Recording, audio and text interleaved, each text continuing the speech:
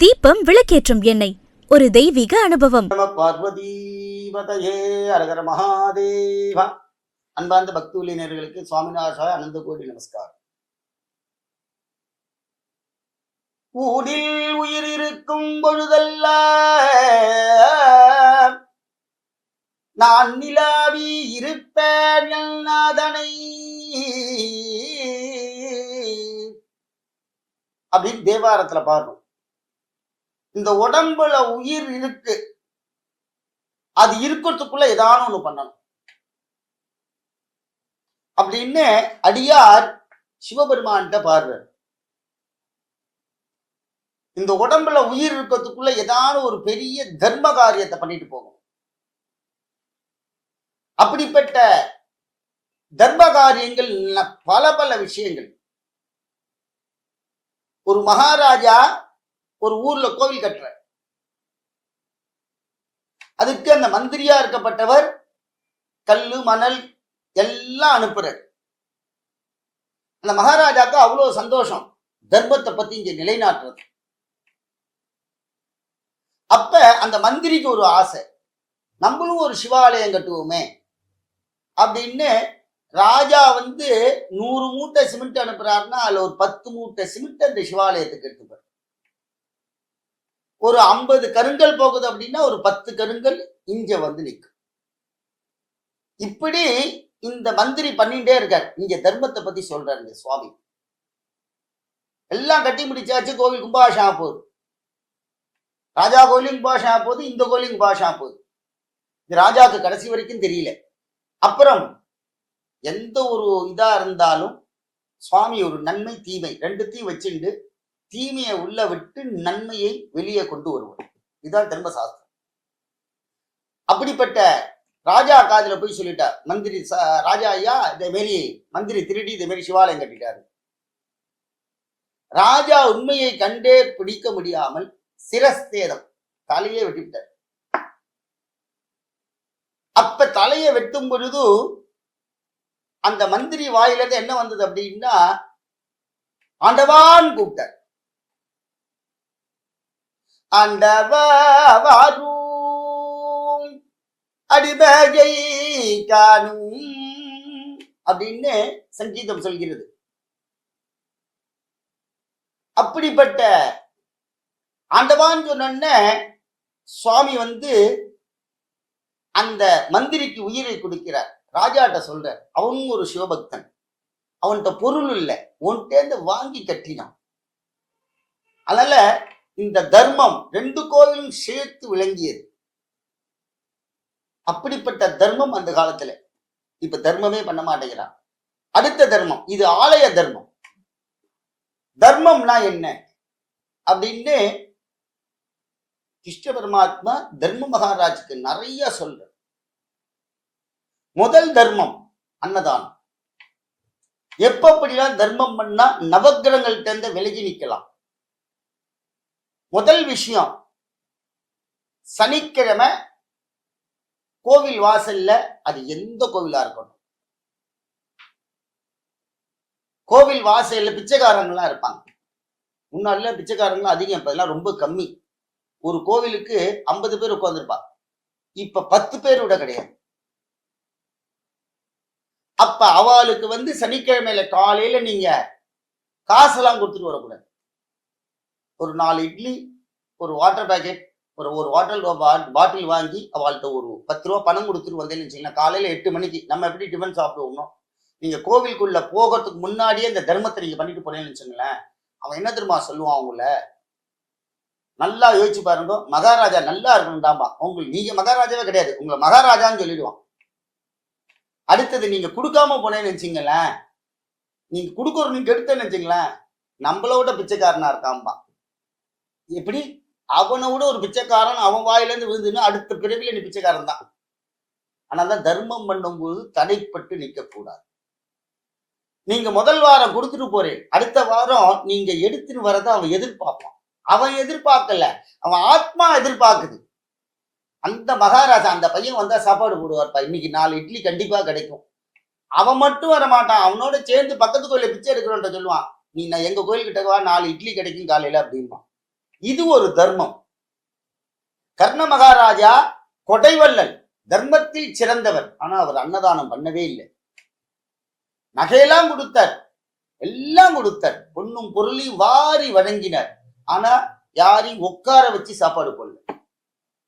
கர்ண மகாராஜா அன்னக்கூடன் இல்லவே இல்லை.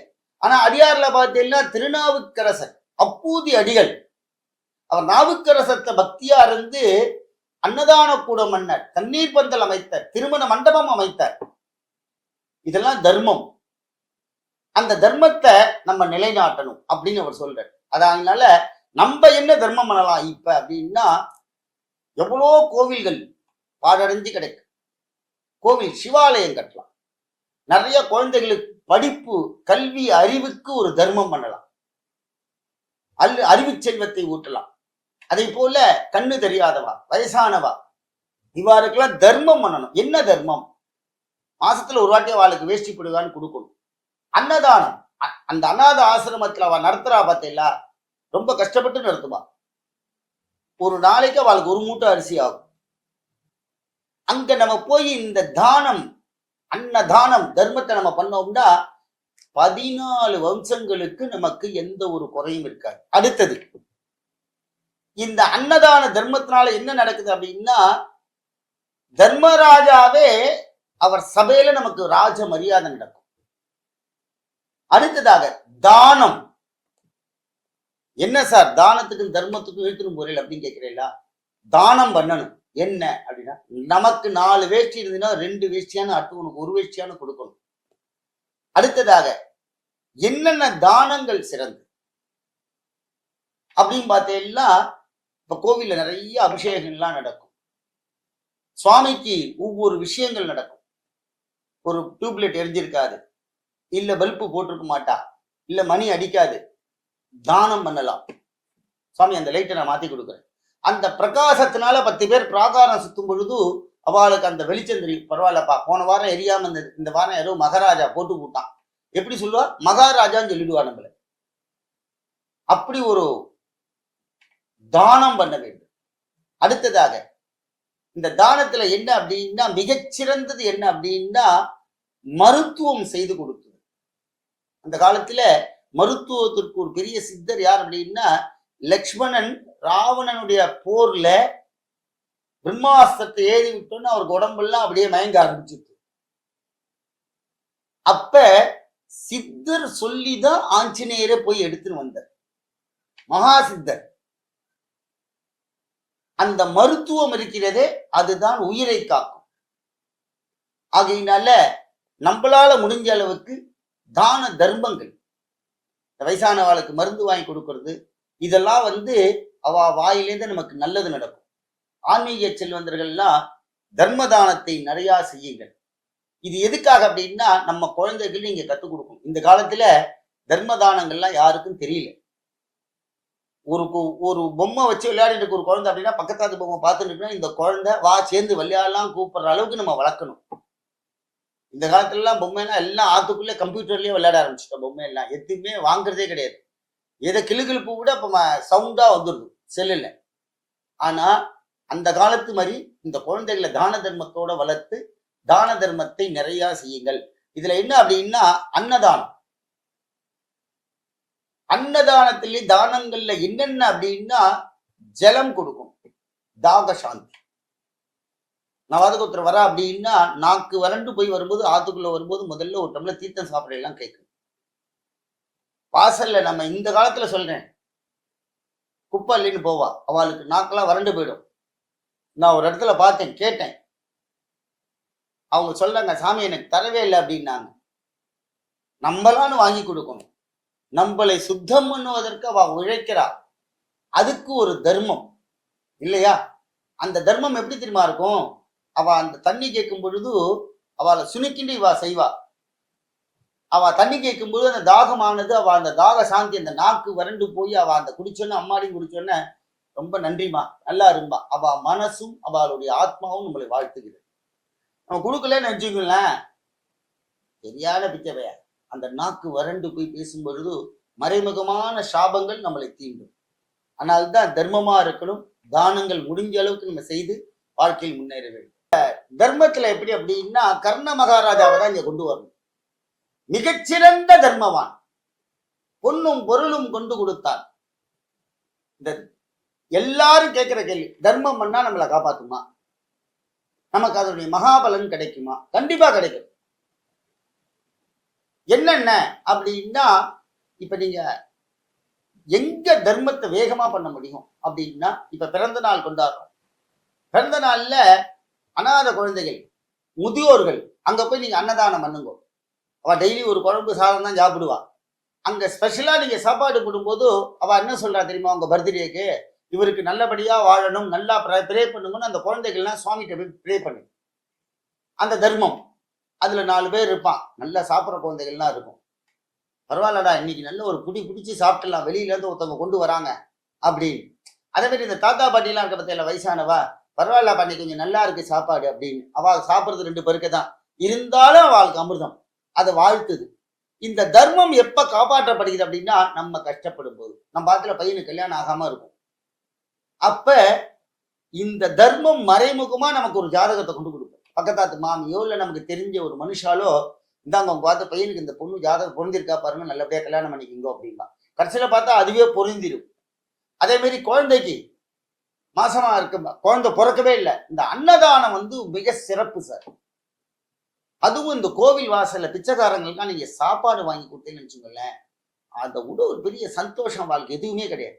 அவ அந்த ட்ரெஸ் போட்டுருக்கா பார்த்தீங்களா, அதை பார்த்து நீங்க அதை பார்த்துட்டே நம்ம போவோம் இருக்கிற அவளுக்கு ஒரு நம்பாக்கிலேருந்து ஒரு துணி எடுத்து கொண்டு அவள்கிட்ட கொடுக்கணுங்கிறது என்ன வராது யாருக்கும்.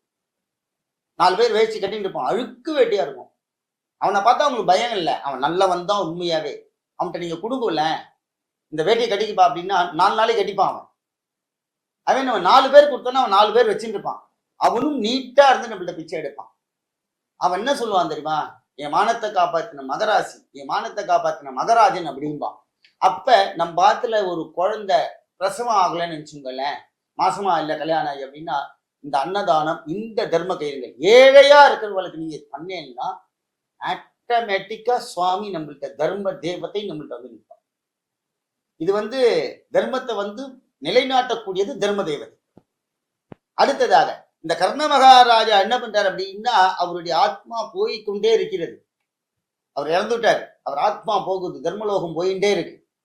போயிட்டே இருக்கும்போதே அவருக்கு நாக்கெல்லாம் வறண்டு போகுது, ஜலம் கேட்கிறார். அவர் தர்ம பிரபு இல்லையா, நிறைய தர்மம் பண்ணார். அந்த தர்ம தேவதை எழுத்தாப்புல வந்தா. கர்ண மகாராஜா அப்படின்னா அவர் பார்த்தோன்னே தர்ம தேவதையே அப்படின்னா, நான் தான் தர்ம தேவதை, கண்டு கொண்டாயா கர்ணா அப்படின்னா. கர்ணனுக்கு அவ்வளோ அபார சக்தி. அப்ப கேட்கிறான், தர்ம தேவதையை எனக்கு கொஞ்சம் ஜலம் கொடு அப்படிங்க. கர்ணா, உனக்கு நான் எதுக்கு ஜலம் கொடுக்கணும்னு சொல்லு அப்படின்னா, என் நாக்கு வறண்டு போச்சுன்னு. உன் நாக்குக்கு கிடையாது, உன் ஆள்காட்டி விரலுக்கு கொடுக்குறேன்னு. ஏன் அந்த இடத்துல விரலுக்கு கொடுத்தார் அப்படின்னா, கர்ண மகாராஜா போர்ல வெற்றி பெற்று வரும்போது ஒரு அந்தனர் கர்ண மகாராஜா பசிக்குது, எனக்கு சாப்பாடுக்கு ஏதாவது பண்ணுங்க அப்படின்னு சந்தோஷத்துல என்ன பண்ணா, ஒரு 7 குடிசை வீட்டை கை காமிச்சிட்டார். அங்க இருக்கிற ஒரு அந்தனர் தனக்கு ஒரு வேளைக்கு ஒரு பிச்சை எடுத்து சாப்பிட்டார். அந்த இந்த இந்த பிராமணன் போய் இங்க கேட்கிற அந்த அந்தனர்கிட்ட, சுவாமியா கர்ண மகாராஜா இங்க அன்னதானம் பண்றான்னு சொல்றாங்க, சாப்பிட வரலாமான்னு கேட்க. கர்ண மகாராஜாவே சொல்லிட்டார் அப்படிங்கிறதுனால அந்த 7 பிராமணன் அன்னைக்கு அவருக்கு சாப்பாடு போட்டார். ஆனா அன்னைக்கு அவர் பட்டி. அப்ப தர்ம தேவதை சொல்றா கர்ணன்ட்ட, பார்த்தாயா நீ பண்ண தப்பு, ஒரு ஜீவன் பட்னி கிடந்தது. அதனால இந்த கை காமிச்ச பாரு, இன்னொரு ஜீவனுக்கு சாப்பாடு போட்ட பத்தியா, இந்த ஆள்காட்டிவர்களுக்கு மட்டும் தண்ணி தரேன்னு சொன்னாங்க. அப்படி ஒரு கஷ்டப்படக்கூடிய மேல போகும்போதெல்லாம் அவ்வளவு ஈஸியாலாம் போக முடியாது. தர்மம் நிறைய பண்ணாதான் கர்ண பகவான் கர்ணனுக்கு எப்படி கண்ணன் தரிசனம் கொடுத்தாரோ அதே மாதிரி கடைசி காலத்துக்கு நமக்கெல்லாம் தர்மம் பண்ணால் கிருஷ்ண பரமாத்மாவுடைய பாத தரிசனம் கிடைக்கும். மனசார பண்ணணும். அதே போல இந்த தர்மத்தை நிலைநாட்டுங்கள். முடிஞ்ச அளவுக்கு கோயில் வாசலுக்கு பிச்சைக்காரர்களுக்கு நீங்க நிறைய போட்டீங்கன்னா அவ கொஞ்ச நாளைக்கு அப்படியே முன்னேறி வேலை போயிடுவா. அதனால இந்த தர்மத்தை எல்லாரும் செய்து வாழ்க்கையில பெரிய புண்ணியத்தை சேர்த்துங்க. ஓம் நம சிவாய.